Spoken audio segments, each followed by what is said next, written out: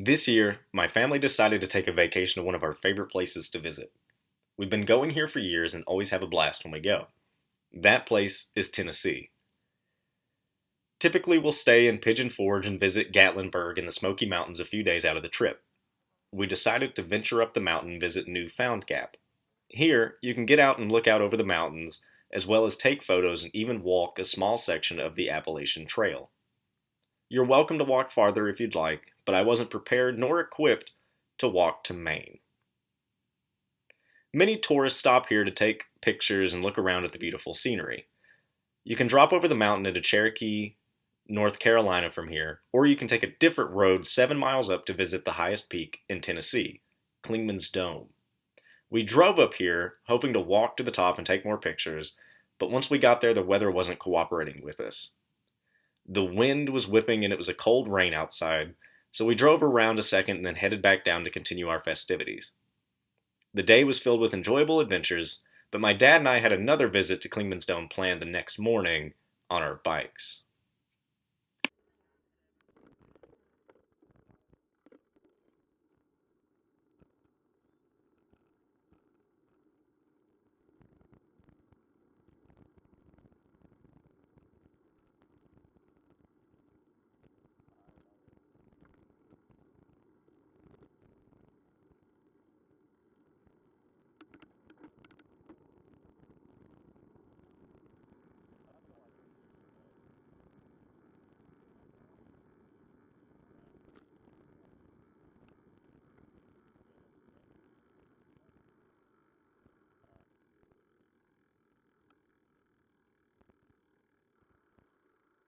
What we had in store was a major climb up to the highest point in Tennessee. This point is also the third highest point east of the Mississippi. The entire climb is roughly 22 miles long, according to Strava. We started our ride at the Gatlinburg Visitor Center at an elevation of 1,481 feet. At the top, you are roughly 6,315 feet up. My dad and I have done this once before, and it still stands as the longest and biggest climb either of us have ever done. For this first section, you can look at the grade on the screen to see what we start out with. It isn't too much to handle at first, averaging about 1 to 3% for the first couple of miles. It serves as a nice warm-up and lets you get into a comfortable climbing form. I have my speed and cadence on the screen to talk about my climbing techniques while taking you on the ride with us.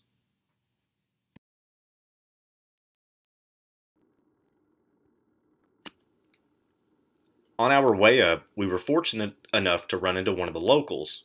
While the turkey didn't seem too interested in joining us for the rest of the ride, he did serve as a nice timestamp for when things changed a bit. Looking at the grade, you can see that it is a bit steeper at this point. This is actually what a majority of the climbing is like. I would say that roughly 17 to 18 miles of the 22-mile climb is around 5 to 6%. Another important thing to note here is my cadence. Knowing that Dad and I had a long day in the saddle and a lot of feet to climb, I wanted to make sure I was keeping my cadence at a manageable level. Oftentimes you will read on forums and hear on other videos that a cadence of 85 to 95 RPM is the ideal cadence for climbing. Some people like it a little slower, some people prefer it a little faster, but this is generally the range for maximum speed and energy conservation.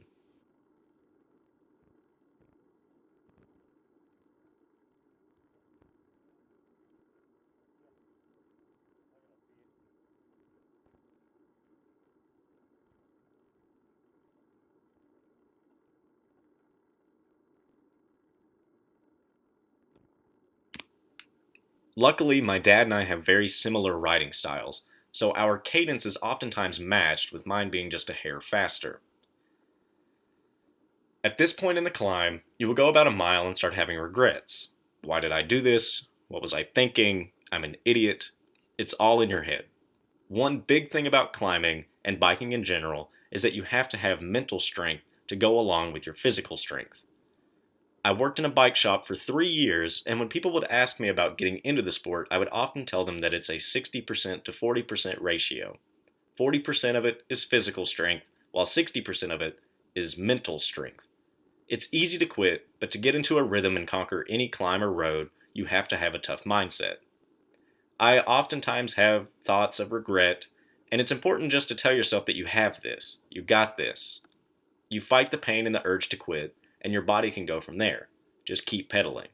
This is where a faster cadence comes into play. It doesn't put quite as much strain on your legs, and you're getting better usage from your muscles. With the changing and constant grade, I keep my pedaling at 90 to 95 RPM for a majority of the time. With that, you can see that we are going 7 to 8 miles per hour, which really isn't too shabby for this percentage.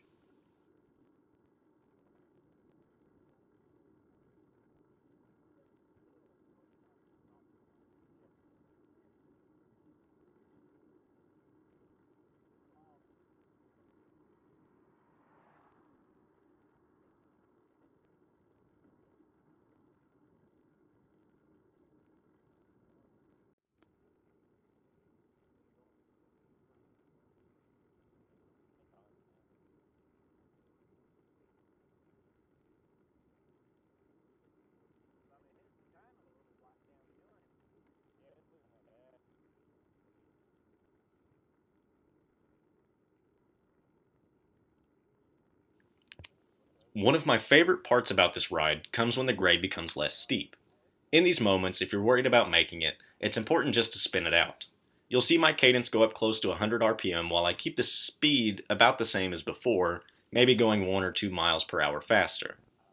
This allows you to take some of the strain away from your legs and just spin some of that lactic acid out of your legs. At this point, it really feels like you're getting a massage, and it serves as a nice physical and mental break and helps you get into a climbing groove.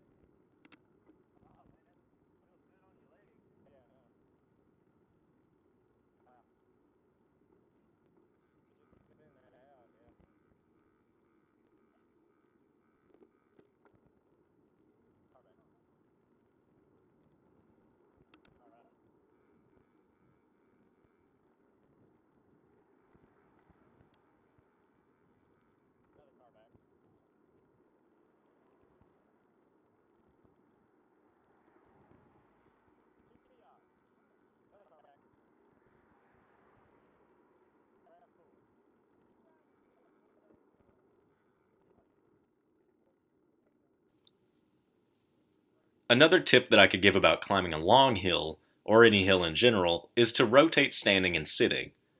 Looking around on the internet and watching videos here on YouTube, it's not something I hear very often. Most climbing tutorials will talk about sitting, as it is the most efficient way to climb a hill. However, I'm a smaller guy. I'm about 5'4" and I weigh about 125 pounds. Oftentimes I stand up and get out of the saddle for bursts of speed and power, but I also get out of the saddle as a way to break the monotony of sitting. It serves as a nice way to stretch my legs out and use my leg muscles in a different way. On this climb, you won't really see me doing this for a burst of speed, but for a break it's quite nice. My cadence doesn't drop a lot whenever I stand up. Optimally, for me at least, I will see my cadence go to the 60s and 70s. Anything less than 60 and I'm grinding too hard, and anything more than upper 70s and 80s is like pedaling on air.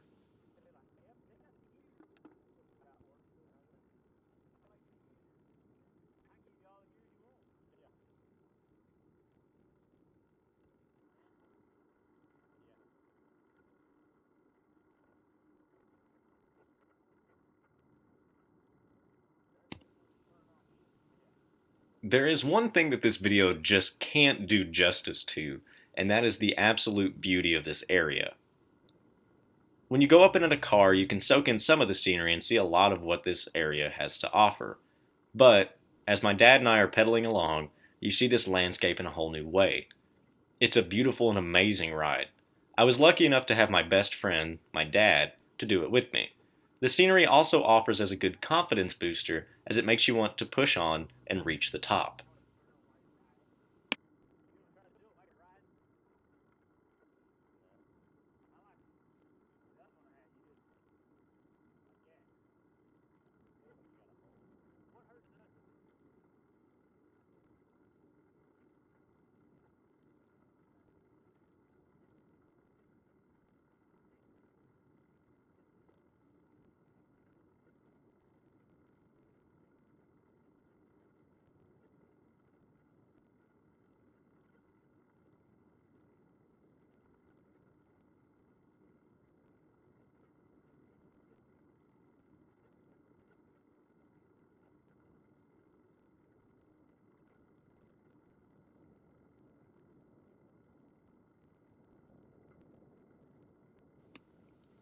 The roads up to Clingmans Dome are in pretty good shape. You can see some roundabouts where you go in a complete circle, some tunnels, and a lot of pull offs. If you ever plan on doing this ride, I suggest leaving early. Dad and I left the parking lot around 5:30, and this keeps us out of a lot of traffic for the most part. It's a popular area, so to be safe, leaving early is your best option. I also recommend using a light and a rear blinky for added safety.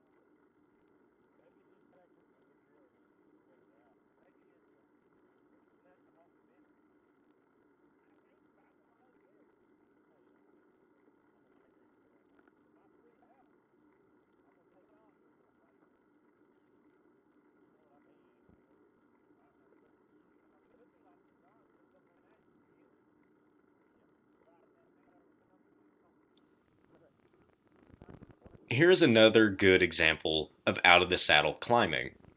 My speed doesn't change much at all. You can see that I'm sticking to the 7 or 8 miles per hour that we've been averaging, while my cadence drops down to the 60s and 70s like I said before. At this point in the ride, you can find yourself in a groove of sorts. Your body accepts that the end of the hill isn't at the end of the next turn, and you just pedal away. Standing up during parts of it almost feels like a massage to your hamstrings.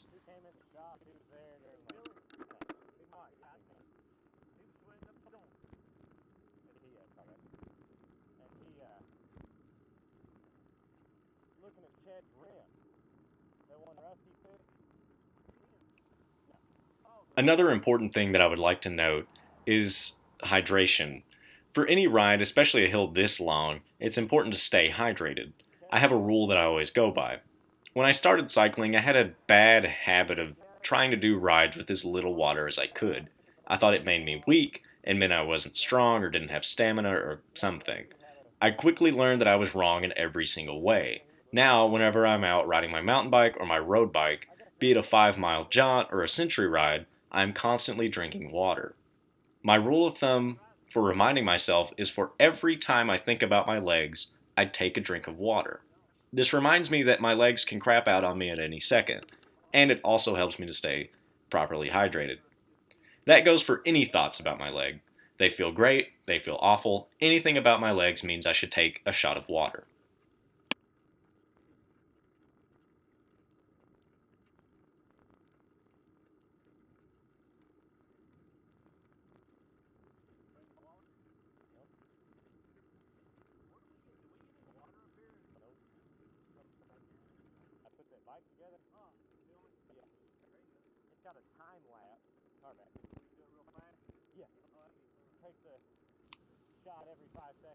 There's a lot of time to chat and take in the scenery as you do this climb.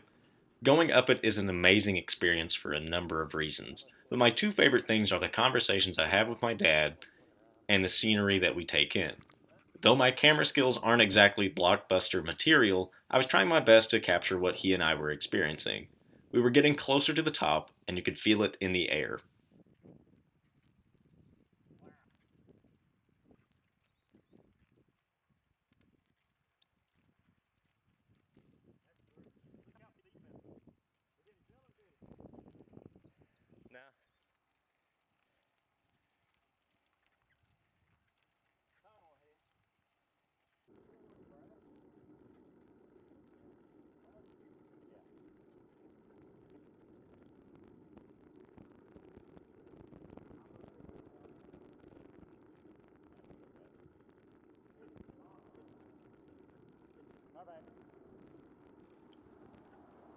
We had one last tunnel to go through before reaching Newfound Gap, our first destination in the car the day before.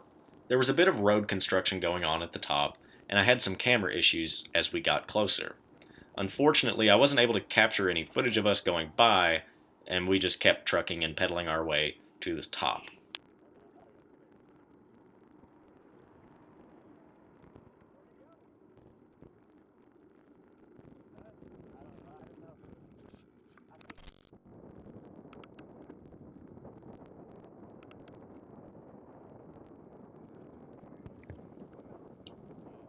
We had made the turn off of the road and were nearing the top of the mountain. The sign that we passed says that we had 7 miles to go with about 1,400 feet left of climbing to do. The fog was getting a bit thick, and the wind had picked up. It was also much cooler up at the top. The sweat stopped rolling, and the jersey was zipped up. Our mindsets were staying the same. We were getting to the top of that mountain. Just put the cadence at 90 and go.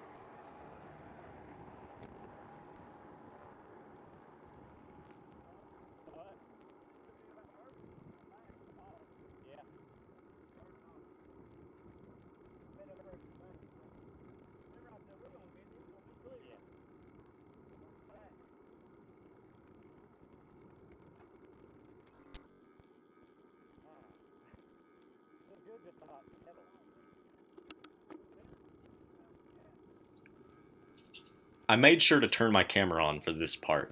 At this point, my camera mounted started acting up, so the footage may be a little bit more jumpy and jarring. But this was the first downhill that we had had in 20 miles. The first time we stopped pedaling, the first time our bikes took us some distance without any effort. Though it was chilly, it was a much needed break.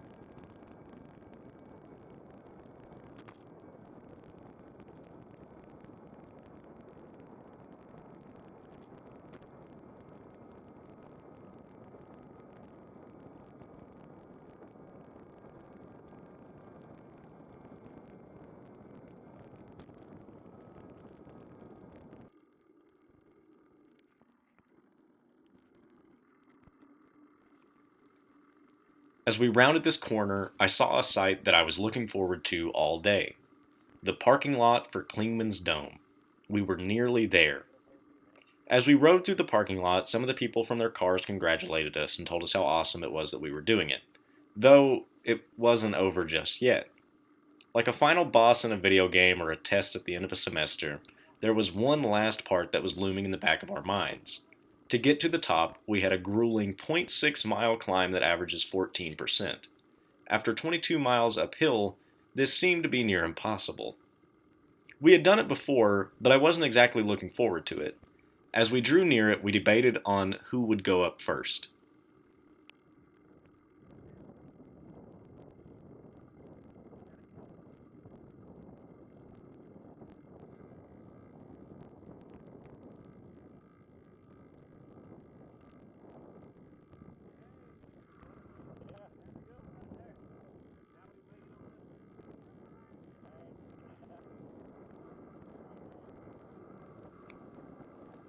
I wish this story had an epic end to it, like my dad and I charged up this climb and took a KOM or something like that.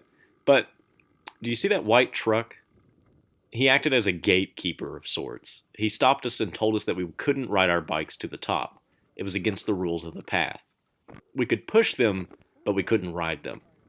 We had climbed it before and we were both ready to tackle this beast again, but alas, we had to walk up to the top. Maybe your walking cadence should match your bike cadence? I'm not really sure about that. All I know is that this made my calves burn pretty bad.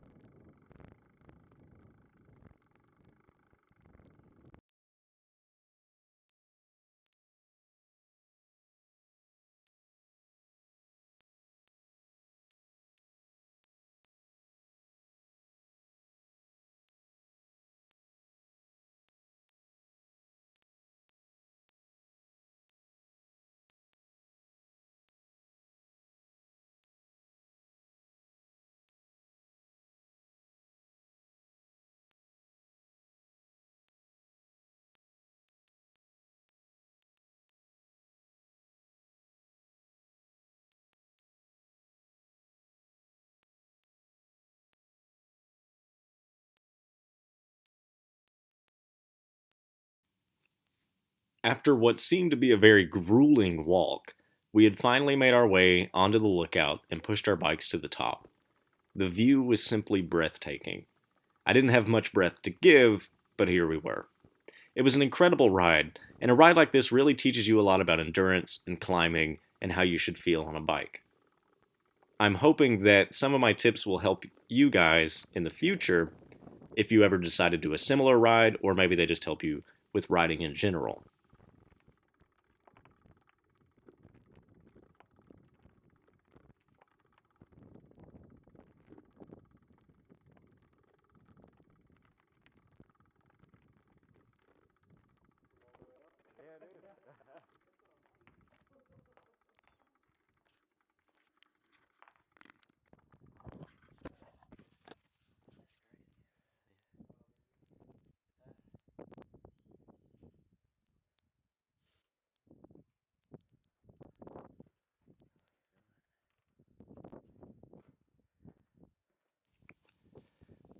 These were the bikes that my dad and I rode.